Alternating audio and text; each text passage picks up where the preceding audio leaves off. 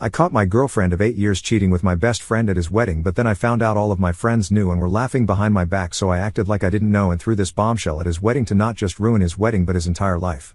When I was in college, I was part of a pretty tight-knit group of friends from my department, and over the years, we've stayed in touch.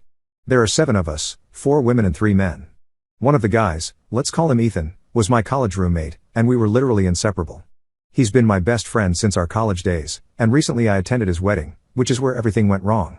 Out of this group, I've also been dating one of the women for the past 8 years. Let's call her Nicole. For context, it was Nicole who was originally closer to these people, but after we started dating, I kind of became a part of the group as well. And along with me, so did Ethan. We started dating when we were in our second year. I was 20 back then, and for the past 8 years, we have grown together. We've had a few rough patches, but we've always managed to make it through, and for the past year, I've been talking to her about getting married, but she's been telling me that she isn't ready yet. I find it really bizarre because both of us are pretty sorted on the work front, and we have even been living together for the past 4 years, so I really don't understand why it's such a big deal to get married. I value my professional life, but I also want to get married and start a family, and Nicole and I have been bickering a lot over that in the past few months. She thinks that I'm rushing it, which doesn't even make sense because we've literally been together for 8 years, and she's also been claiming that I need to focus more on my work, which also doesn't make sense because I make more money than anyone else I know and have been running my dad's office supplies company for the past 2 years. Lots of men do extremely well career-wise while being married with kids, and I'm ready to do it. So I really didn't think that she had a point, and I knew that she was just refusing to get married because she didn't want to commit to me in spite of being with me for 8 years. And I was very upset about that. So we have been fighting about this quite frequently for the past few months, but even then, we haven't broken up in spite of the problems we had been having in our relationship. Given her behavior, it didn't even occur to me that she might have been cheating on me because she had been completely normal otherwise. Either she would apologize to me, or I would, but at the end of the day, I thought that we would always find our way back to each other. But I don't think that's the case anymore because at Ethan's wedding, I realized that she had probably been cheating on me for God knows how long, and the cherry on top was that she had been cheating on me with my best friend and the groom himself. I found out about it just a couple of days ago when I saw them for myself making out in the parking lot in my car, of all places they could have picked. But instead of just confronting them then and there, I decided to go the theatrical way and humiliated him publicly. So, for context, Nicole and I had driven to the hotel where Ethan was getting married the day before the wedding, and in the evening, we were supposed to attend the rehearsal dinner. But I was really tired from the journey, and I also get really bad migraines sometimes, so I decided to skip it. Later in the evening, my migraines started to get worse, and since I had forgotten my meds while packing, I had to go out to buy some. That's how I ended up in the parking lot because I didn't want to walk, and I saw them going at it. I think I was there for about 45 seconds, and as soon as I figured out what was going on in the car, I just turned around and started walking away because I had no idea what to do about what I had just seen. I don't think they spotted me because they were too busy with each other, and I got lucky. By then, the rehearsal dinner was already over, so I decided to go to one of my friends' rooms so I could at least talk to them about what I had just seen, hoping that maybe they would be able to comfort me and I would find the courage to confront Ethan and Nicole when they finally came back. But instead, when I made my way to my friend's room, I heard a bunch of voices from the inside and realized that our group was sitting inside anyway. Coincidentally, they were already talking about Nicole and Ethan. Not only were they talking about them, they were all actually laughing behind my back about how clueless I was about all of this. So they had known. They had known all along and had been covering up for the two of them. The only other guy in the group, my friend Kyle, made some joke about how they were going to get caught one of these days because of all the sneaking around that they had been doing, even during the wedding prep. Apparently, they had even hooked up when I had gone home early at the engagement party.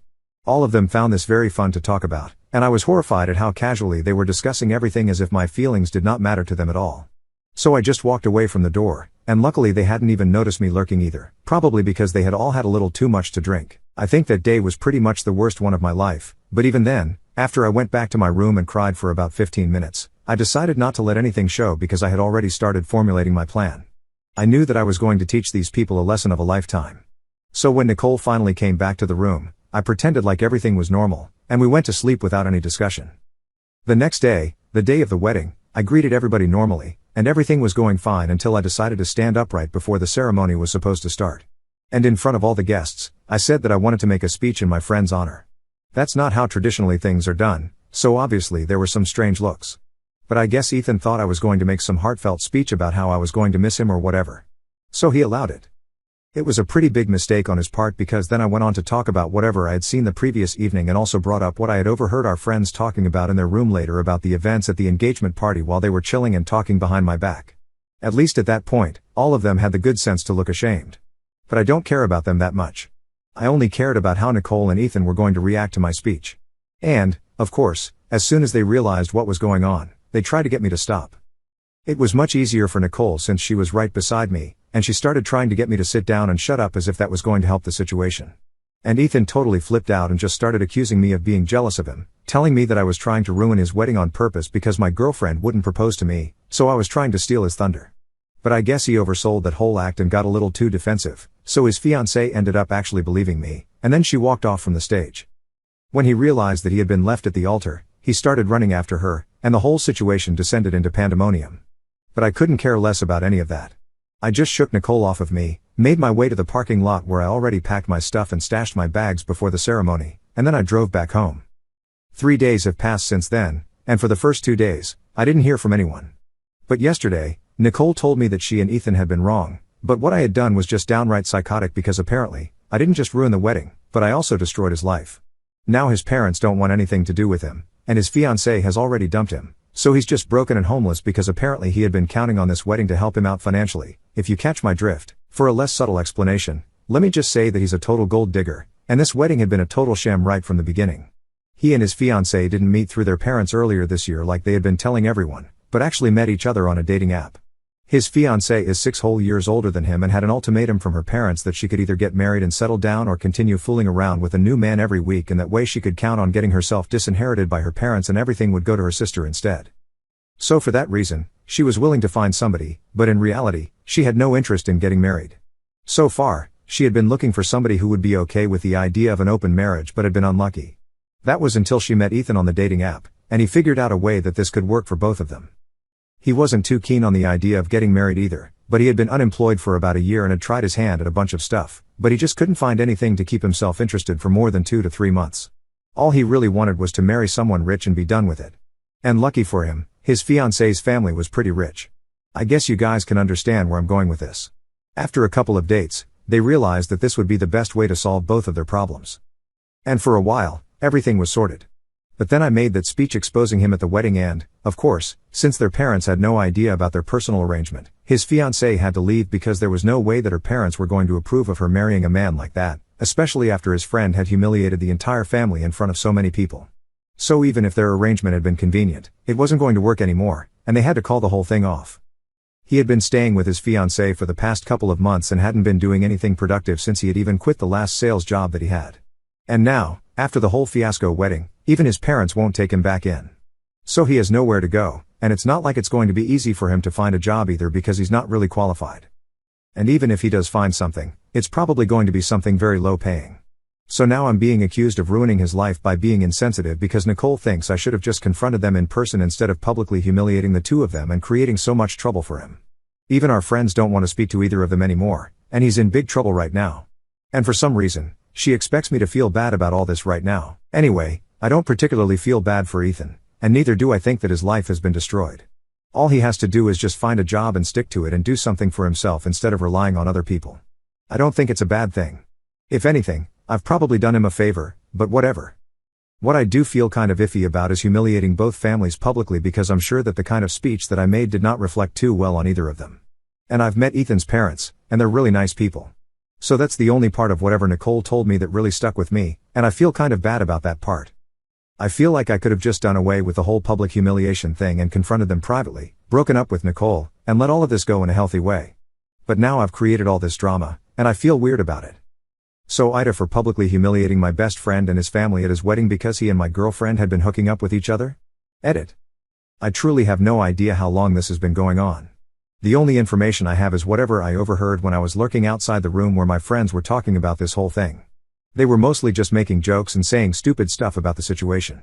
And the only thing of note that they said was that thing about the engagement party. I had left early because, again, I had a migraine and it's not surprising. It usually does happen if I spend too long in a really loud environment. It's just a thing that I have, and I've seen a lot of doctors about it, and I'm on meds for it, but I do need a lot of rest, so I do have to go home early quite often. And since a lot of our friends are usually there, I've never thought that it would be fair to ask Nicole to come back home with me, so she comes back later. Until recently, I never had a reason to be suspicious of how late she would come back home. But now I'm beginning to think that this whole thing had probably been going on for a long time, and I just had no idea. It's fine, though. It's over now, and they can keep hooking up to their heart's content. Although I don't think that Nicole is the kind of woman that Ethan would genuinely want to spend the rest of his life with because, for starters, she's not even as rich as he wants his women to be. And if they end up together, she's definitely going to expect him to work because she's not fine with being the primary breadwinner since that's a lot of pressure for her.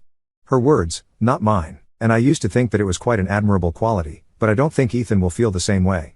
And then I don't think Nicole is going to be able to tolerate him because he's a much bigger drama king than me. Anyway, that's their problem now. Update 1. Hi. It's been 2 days since I posted, and I haven't replied to Nicole's message about whatever happened with Ethan. I'm not sorry. I don't have to feel bad about anything because I was upset about something. I reacted in a harsh way, and that's it. If that reflects badly on other people, that's hardly my problem. It must have hurt his parents, but honestly, I can't say that I'm too sorry about that because even though they were good people, Ethan was obviously not a good person, and he totally deserved what I did. And I'm not in the mood to apologize to anyone, not even his parents. So I'm staying out of it for now. I did text Nicole back though, but that was only to tell her that she needs to come by soon and collect all her things so she can get the heck out of here. Obviously, now that we are no longer together, I don't want her staying in my house anymore. And I really couldn't stand the sight of all her things just lying about, so I gathered all of it, packed it into some boxes, and I have kept it aside. So when she does come by, she can just grab those boxes and get out, and we don't end up wasting any time. She is the only person I haven't blocked yet because I need to know when she's going to come by. After that's done, I'm gonna block her as well. But the rest of my friends have already been blocked and, of course, Ethan was the first one that I blocked. Now that some time has passed since the incident, all the emotions have started to hit me, and I've been feeling really upset about everything. I wasn't just betrayed by one person. I was betrayed by my girlfriend, my best friend, and all these people who I thought were my family since that's just how close our group was. Naturally, I've been very emotional about that, but, thankfully, my biological family has been by my side and they have been very supportive. They've been dropping by for the past couple of days to take care of me and, more importantly, make sure that I'm taking care of myself. I'm really grateful for that because at least I have some people who are looking out for me. Update 2. Hi. So today, almost 9 days after the incident, Nicole texted me in the morning and told me that she would be coming by in the evening to collect her things. I was fine with that, and since she hadn't made any attempts to contact me in the past 9 days, I had assumed that when she showed up, she would probably just take her things and leave. But instead, when she came by and I started handing over the boxes to her, she told me that she wanted to look through the house in case I had missed anything. I was a bit skeptical about that because for that I would have to let her in, and it sounded like it was going to be a tedious process, but then again I couldn't refuse because I might have missed something and I wanted to finish this task in one go itself. So I allowed her to come in. She looked through the house and took a few more things that I had missed, and I thought that was going to be it, that she would just take those things, put them in boxes, and leave. But instead, she started loitering in the living room holding those things, and it was getting really awkward, so I had to ask her if she was going to leave or not. And then she told me that she really wanted to talk to me and she had hoped that this time around I would be more open to addressing the problem since quite some time had passed. It was quite infuriating because she was speaking to me as if several years had passed since the incident when in reality it hadn't even been 2 weeks. Also, I don't feel like I had to address any problems with her. She cheated on me with my best friend who was about to get married, and that was it. They were the problems, not me. So I told her that I had been very clear with her when I had texted her, and I had told her that she was only welcome here as long as she needed to collect her things. Now that she had done that, there was no need for her to talk to me or stay around anymore, but she started arguing with me, telling me that even though she had cheated, it wasn't like I was completely perfect and I needed to stop acting as if this was entirely her fault. Until then, I had been curt with her, but I had still been trying to keep cool even though I was getting more irritated with every passing second. Then finally, when she said that, I totally lost it at her and I started screaming at her because I couldn't believe that she had the audacity to imply that any of this might have been my fault. I'm ready to acknowledge the fact that I'm not a perfect person, not by any means. But the way she said it, I knew she was implying that I had somehow driven her to cheat on me. And even before she started arguing back, I knew what she was going to say. Like I had mentioned in my original post, we had already been having some problems because I wanted to settle down. I wanted to get married and start a family soon, but she was not ready for that. I knew that she was going to bring that up because I had been thinking about it myself for a couple of days already, although in a different way, one where I was the victim. But in her opinion, she was the real victim, and she was not ready to commit since it was a pretty big deal and she thought that it was going to be a bad decision for her because she wanted to live her life a little before she got married and started the family. For the past 8 years, she has only ever been with me. We have only ever done things with each other in mind, and apparently, she felt like she doesn't even know who she is, which is somehow supposed to be my fault. I couldn't believe that she thought that these were valid points because if she had really had such a huge problem with committing to me even after 8 years of being together, then clearly, We had very different opinions, and we wanted very different things from life. So the only two ways to have dealt with that were to either keep talking about it and try to come to a common ground or just break up. But she chose to cheat on me so she could have the best of both options and so she could do whatever she wanted to while keeping me around as backup. And somehow, I was a terrible person for not being okay with something like that. The whole victim playing thing and pretending as if we were both equally at fault here made me so mad that I ended up screaming myself hoarse at her. But even then, she just kept arguing and trying to defend herself, saying that she was under a lot of stress because of me, and Ethan apparently just got her somehow in a way that I never did. I even kept asking her to leave, but she wouldn't go away. And she kept saying that I needed to understand that I was not a perfect person and I had been just as toxic as she had. I would have called the cops on her, but unfortunately, I was so worked up that it didn't even occur to me. But anyway, after a while, I was so totally done with the conversation that I went to the door, opened it, and just stood beside it silently while she still kept trying to defend herself. It took her several minutes to get the hint, and it was really difficult for me not to say anything while she was coming up with nonsensical arguments to defend herself. But I just stayed silent and stood beside the open door, waiting for her to get out. Finally, she did go, but even then she told me that I could pretend to be a saint all I wanted to, but deep down, both of us knew that it took two people to ruin this relationship. And I totally agree. It did take two people. It took her and Ethan, but I didn't say that. It would have just started up another whole thing, and I didn't have the time or energy for that. So she walked out, I shut the door, and finally started trying to calm down because talking to her had really riled me up. Even when we were together, she did have a lot of difficulty in admitting when she was wrong. But back then, I used to find it kind of endearing. But today, it was just the worst thing ever, and I'm really happy that she left when she did because, otherwise, I think I might have thrown something at her. Anyway, that's done now. She's gone, and I'm just really relieved. I've blocked her already, and now I'm gonna spend more time focusing on myself because I think I really need it. I've already started going to the gym more often since it really helps me stay distracted, and I'm also journaling. It's going to be baby steps before I finally feel like I'm over everything because, after all, regardless of how it ended, it was still an 8-year relationship. So it's definitely going to leave a mark whether I like it or not. All I can keep trying to do is make sure that this mark doesn't bother me too much, I guess. Update 3. Hi. So it's been 2 years since my last update. I have been thinking about posting here for quite some time, and I finally got around to logging in today. So here's an update on how everything's going. On the work front, everything is amazing, even better than before, and I'm very happy. I've also become kind of a fitness freak, and it feels good. I haven't had any contact with those people from college for the past 2 years, and I really don't care how any of them are doing. My family has been there for me every step of the way, taking care of me and making sure that I'm doing well, and that's all that I need. I have very few friends now, just a couple of folks from school and some coworkers, but at least they are good people who genuinely care about me. And for the past few weeks, I've also been seeing someone. Dating had been completely off the table for me in the past year or so because I was still dealing with the trauma of my last relationship. But then one of my friends introduced me to her cousin at her birthday party, and she's really sweet, really kind, and I don't know why. I just felt really drawn to her right from the first time that we met. My friend set me up on a date with her, and we've been going out for a while. I told her everything about my last relationship and how long it went on. So I want to take it kind of slow with her before we get serious, and she totally understands that. She respects me and my opinions, and she's so sweet that she's even told me that she's ready to wait because I seem like the perfect guy for her. We're also on the same page about marriage and kids. She wants that just as much as I do, and I think I finally found somebody who is right for me. At least I'm much happier than Nicole and Ethan, who got married a couple of months after my last update, but they couldn't even make their marriage work for a year. They ended up getting divorced within a year, and I found out about it from one of my old acquaintances from college who's a bit of a gossip. I can't say that I feel bad for them at all since that would be a total and blatant lie, but I do hope that this serves as a good lesson to them, and they don't end up screwing over other people in the future as they did to me. Although they are pretty horrible, so they might. Anyway, that being said, I feel like I'm truly over whatever happened. And, yeah, I'm happy.